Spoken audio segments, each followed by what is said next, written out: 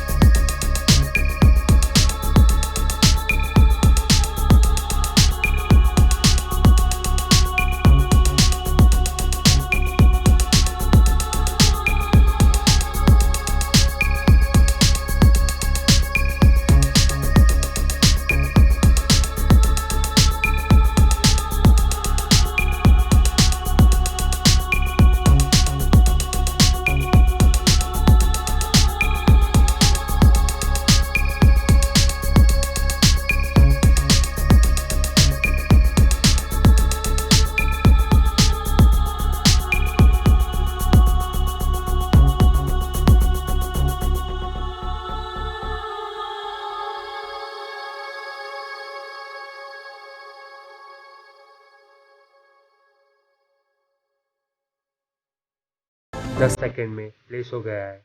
रे अपनी बर्गर लेके वहाँ पे एक बेंच पे जाके बैठ जाते हैं और वो अपना बर्गर खाना शुरू कर देते हैं। वहाँ पे एक इंसान झाड़ू मारता हुआ आता है और पूछता है कि बर्गर कैसा है। रे बोलते हैं कि बहुत बढ़िया। और आपका नाम? वो इंसान बोलता है कि मैं यहाँ का ओनर हूँ और मेरा नाम मैकडॉनल्ड्स है। और आपका नाम क्या है? रे बोलता है कि रे क्राउड। से वो दोनों एक दूसरे को पहचान लेते हैं कि फ़ोन पे उनकी बात हो चुकी है। मैक रे को अपने रेस्टोरेंट के अंदर ले जाते हैं। रेस्टोरेंट के अंदर जिस तरीके से लोग काम कर रहे थे उसको देखकर रे हैरान रह गया और रे मैक और डिक को बोलता है कि रात का डिनर मैं अपनी तरफ से आपको स्पॉन्सर कर रहा हूँ, मुझे आपकी कहानी बताओ।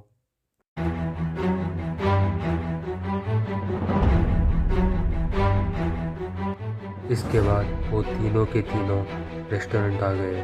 मैक बताता है कि जब वो छोटे थे उनके गांव में बेरोजगारी भरी हुई थी, इसीलिए वो दोनों हॉलीवुड आ गए। और मैक बताता है कि वो एक एक्टर बनना चाहता था और एक पैसा कमाना चाहता था। वो दोनों कोलंबिया पिक्चर्स में ट्रक ड्राइवर की काम कर रहे थे। हमेशा से उन दोनों को एक सिनेमा हॉल खोलने की इच्छा थी, इसीलिए कुछ सालों की सेविंग्स के बाद वो एक सिनेमा हॉल सेटअप कर दिए थे। और उस टाइम में बहुत कम सिनेमा आती थी, साल में सिर्फ 1 या 2, इसलिए उनको बहुत लॉस झेलना पड़ता था। इसीलिए उन दोनों को सिनेमा हॉल बंद करना पड़ा। इसके बाद वो दोनों आर्केडिया नाम की एक शहर में आ गए। वहाँ पे एक रेस्टोरेंट खोले थे। उस रेस्टोरेंट में हॉट डॉग्स और ऑरेंज जूस बेचते थे।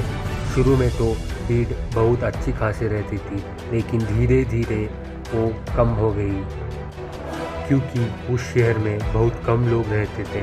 इसीलिए हम दोनों ने ये डिसाइड किया कि हम सैन बर्नार्डिनो जाके वहाँ पे अपना रेस्टोरेंट खोलेंगे और इसी प्रकार हम दोनों ने सैन बर्नार्डिनो में अपना रेस्टोरेंट खोल दिया। और यहाँ पे ड्राइव इन मेथड था, मतलब लोग अपनी कार में आके एक विंडो में ऑर्डर प्लेस करते थे और दूसरी विंडो में जाके उसको रिसीव करते थे। लेकिन ऑर्डर प्लेस होने के बाद डिलीवर करने में हमें बहुत समय लगता था। इसीलिए हमने एक प्लान सोचा। एक दिन हम सारे एम्प्लॉयज़ के साथ टेनिस कोर्ट चले गए हमारे किचन का डिज़ाइन करने के लिए, ताकि हम कम से कम समय में उनका ऑर्डर प्लेस कर सकें और डिलीवर भी कर सकें। इसीलिए हम घंटों मेहनत किए। घंटों मेहनत करने के बाद हमारा हाथ में ऐसा ब्लूप्रिंट लगा कि जिससे काम बहुत आसानी से हो सकता था। हम इसी ब्लूप्रिंट के आधार पर अपना किचन डिज़ाइन करवाए थे और एक ग्रैंड ओपनिंग भी की थी। इस मेथड में लोगों को अपनी कार से बाहर निकल के विंडो के पास आके ऑर्डर प्लेस करना पड़ता था और इस मेथड में उनका ऑर्डर 10 सेकंड में प्लेस भी और डिलीवर भी हो जाता था। शुरू में हम लोग 17 आइटम्स भेजा करते थे। कुछ रिसर्च के बाद हमें पता चला कि जो चीज़ ज़्यादा बिक रही थी वो था बर्गर, सॉफ्ट ड्रिंक और फ्रेंच फ्राइज़। इसलिए हम बाकी के आइटम को मेन्यू से हटाकर सिर्फ ये 3 पे कॉन्सेंट्रेट किए थे।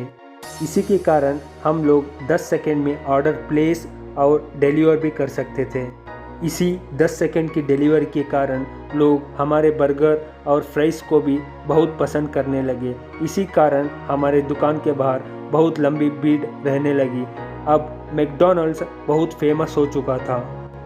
ये सब बात सुनकर रे क्रॉक अमेज हो गए। बाद में वो तीनों वहाँ से चले गए। लेकिन रे क्रॉक ये सब सुनने के बाद रात को सो नहीं पाया। उसको यही दिमाग में था कि इसको आगे कैसे ले जा सकते हैं, मैकडॉनल्ड्स आगे कैसे जा सकता है। और सुबह जब मैक और डिक मैकडॉनल्ड्स जाते हैं, वहाँ पे उनको रे क्रॉक मिल जाता है और बोलता है कि आपको मैकडॉनल्ड्स को फ्रेंचाइज करना है। Franchise franchise franchise franchise. McDonald's can be the new American church. ये सुनकर डिक बोलता है कि हम इसको ऑलरेडी आजमा चुके हैं, लेकिन क्वालिटी कंट्रोल नहीं हो पाता है। इसी कारण हम एक ही रेस्टोरेंट पे स्टिक हो गए हैं। वहाँ पे रे फोटो में गोल्डन कलर के सेमी सर्कल्स देखता है और मैक को पूछता है कि ये क्या है। मैक बोलता है कि ये डिक का आइडिया है, इसे हम गोल्डन आर्चेस बुलाते हैं। इस आइडिया से रे बहुत फैसिनेट हो जाता है और रात भर घर जाके सोचता है कि गोल्डन आर्चेस कैसे हम रिप्रेजेंट कर सकते हैं। बाद में फिर दूसरा दिन रे मैकडॉनल्ड्स आ जाता है और मैक और डिक से कहता है कि गोल्डन आर्चेस एक बहुत अच्छा पहचान बन सकता है। जैसे चर्च के ऊपर क्रॉस है और कोर्ट के ऊपर झंडा है, वैसे ही मैकडॉनल्ड्स के ऊपर गोल्डन आर्चेस बहुत अच्छा पहचान बन सकता है। आप मुझे फ्रेंचाइज करने की मौका दीजिए, ना तुम्हारे लिए ना मेरे लिए, अपने देश के लिए, वो अमेरिका के लिए। और ये डिक का कहीं ना कहीं सपना होता है कि अपनी फ्रेंचाइज देश भर में हो। इसीलिए मैक और डिक रे के साथ कॉन्ट्रैक्ट साइन करवाता है और रे सभी डॉक्यूमेंट्स पे साइन कर देता है। पार्ट 2 में हम देखते हैं कि रे ने कैसे इतना बड़ा साम्राज्य खड़ा किया। Okay then, will meet in next part. इस वीडियो को सब्सक्राइब करो, लाइक करो और शेयर करो।